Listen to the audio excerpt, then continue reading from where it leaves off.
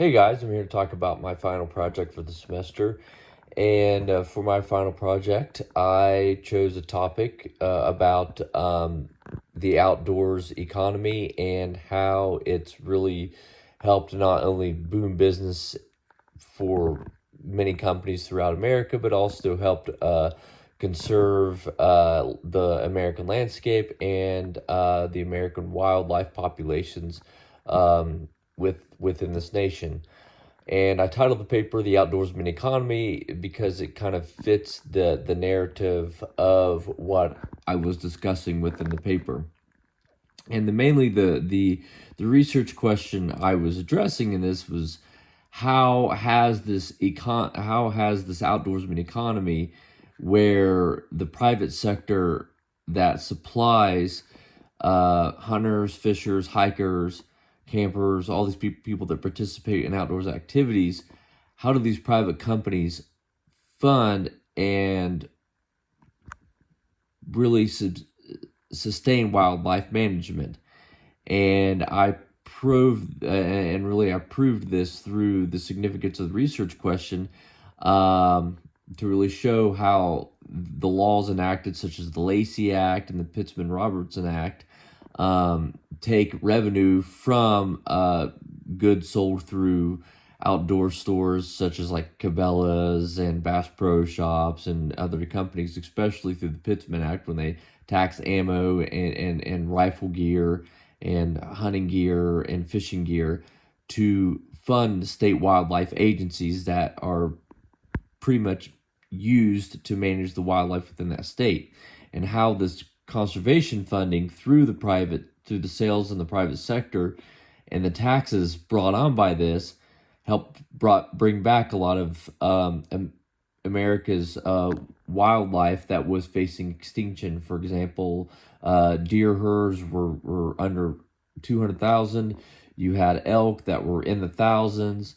You had moose that were in the thousands. You had black bears that were almost non-extinct. You had wolves, that were almost extinct. You had wolves that were extinct.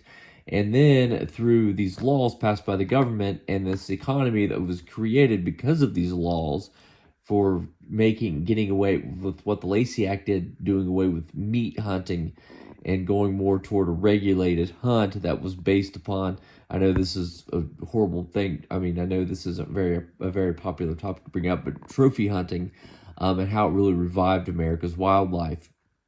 And now we have robust populations of elk, deer, mountain lions, wolves, and you're starting to see revival populations of wolves and grizzly bears, robust populations of black bears, all because of the outdoorsman economy and how this private sector of these companies funded wildlife conservation through the laws that were created by the government. And the key primary sources I really used in this was obviously the historical writings of Theodore Roosevelt, because he was a big driver behind this, getting these conservation laws passed. And I also used a lot of government websites to show data of how much hunters and fishermen are spending in the outdoorsman economy. I used a lot of